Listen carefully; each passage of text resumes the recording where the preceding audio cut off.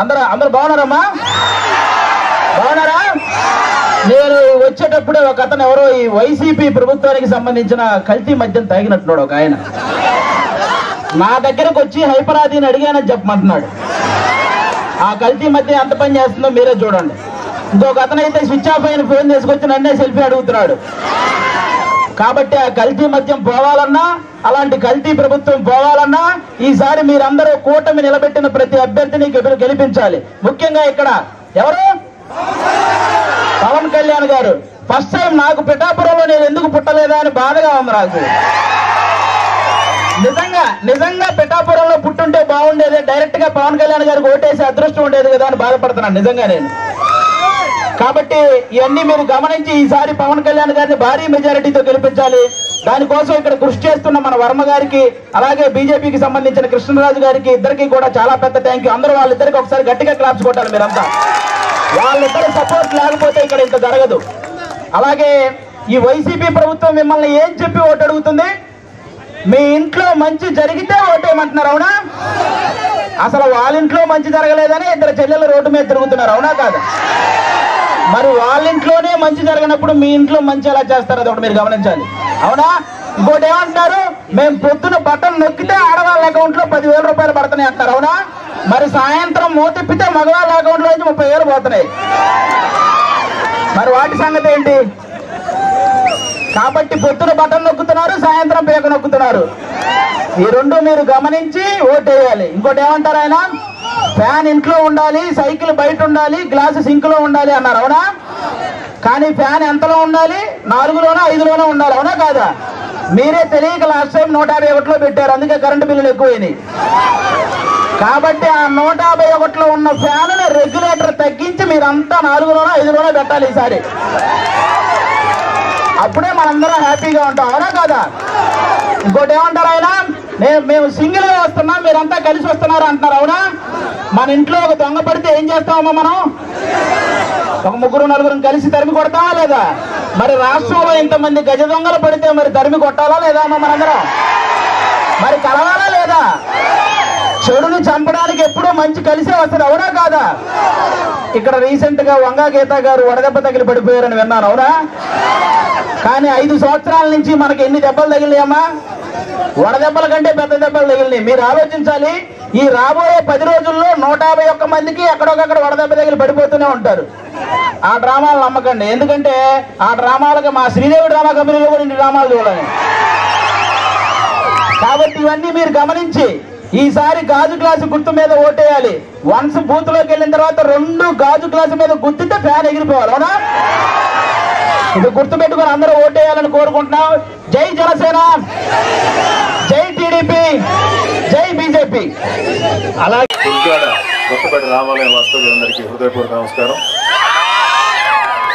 గత 15-20 ఏళ్లుగా ఈ అధికారానికి అనుభవిస్తూ సామాన్యుల్ని పీడించుతుంటే చాలా మంది మీద మేము యుద్ధం చేసాం జనసేన తరఫున.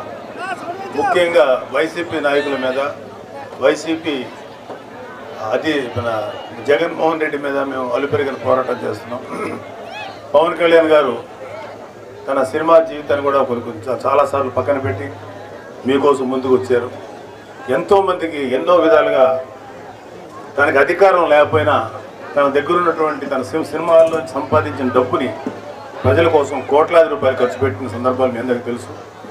తుఫాన్లు వచ్చినా, కరోనా వచ్చినా, లేకపోతే ఈ రైతులు ఆత్మహత్యలు చేసుకున్న వాళ్ళ కుటుంబాలకి తన సంపాదన నుంచి ఎంతో కొంత ఇచ్చినటువంటి వ్యక్తి అయినా, అలాంటి వ్యక్తి ఒక్కసారి అధికారంలోకి వచ్చిన తర్వాత మిమ్మల్ని ఎంత బాగా చూసుకుంటారో మీరు అర్థం చేసుకోవాలి.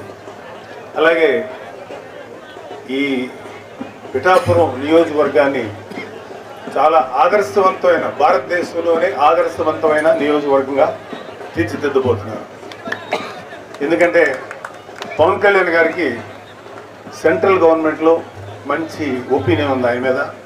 పవన్ కళ్యాణ్ గారు ఈ నియోజకవర్గానికి ఎంత వరకు సెంట్రల్ గవర్నమెంట్ నుంచి రావాలో అన్ని నిధులు కానీ, అన్ని అవసరాలు కానీ, మన ఇన్ఫ్రాస్ట్రక్చర్, రోడ్లు, డ్రైనేజీలు ఇవన్నీ బాగు చేయడానికి మనకు కావాల్సిన నిధులు సెంట్రల్ గవర్నమెంట్ నుంచి, అలాగే రేపు పొద్దున రాష్ట్ర ప్రభుత్వం, రాష్ట్రంలో ఏర్పడిపోయే కూటమి ప్రభుత్వం నుంచి అన్నీ తీసుకొచ్చి మీ నియోజకవర్గాన్ని అద్భుతంగా తీర్చిదిద్దారు.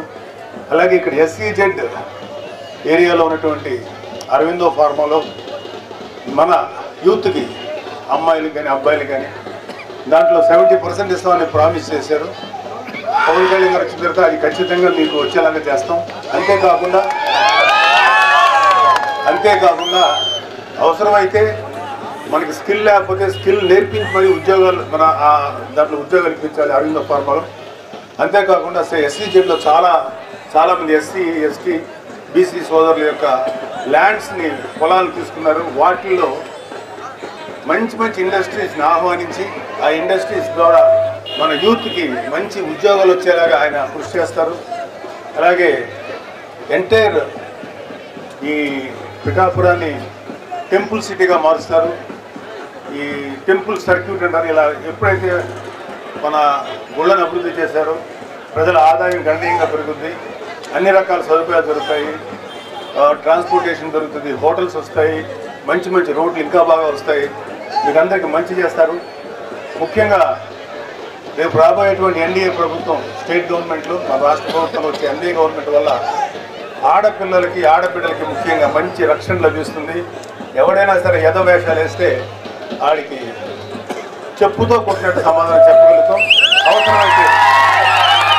ఎందుకంటే ఈ వైసీపీ ప్రభుత్వం చేతిలో 30,000 మంది ఆడపిల్లలు కనపడకుండా పోయారు ఈ యొక్క ప్రభుత్వం యొక్క నిర్లక్ష్య ధోరణి వల్ల. సో అలాంటి పరిస్థితి రానికుండా పవన్ కళ్యాణ్ గారు మన జాగ్రత్తగా చూసుకుంటారు. పోలీసు వ్యవస్థని బలంగా చేసి మీకు రక్షణగా నిలబడతారు. మీరందరూ పవన్ కళ్యాణ్ గారికి మీ ఓటు వేసి ఇక్కడ పిఠాపురంలో ఎమ్మెల్యే అభ్యర్థిగా ఆయనకు ఓటు వేసి, అదేవిధంగా కాకినాడ పార్లమెంట్ నియోజకవర్గం పరిధిలో ఎంపీగా నిలబడబోతున్న తంగెళ్ళ ఉదయ శ్రీనివాస్ గారికి ఎంపీకి మీ ఓటు వేసి వాళ్ళిద్దరిని పంపిస్తే, ఒకళ్ళు శాసనసభకి ఒకళ్ళు లోక్సభకు పంపిస్తే మీకు అన్ని మంచి సదుపాయాలు, మంచి అడ్వాంటేజ్ జరుగుతుందని నమ్ముతూ మీరు ఓటు వేసి కోరుతున్నాను.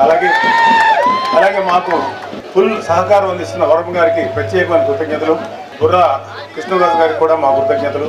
ఆయన కూడా మాకు ఎంతో సహకారం అందిస్తున్నారు.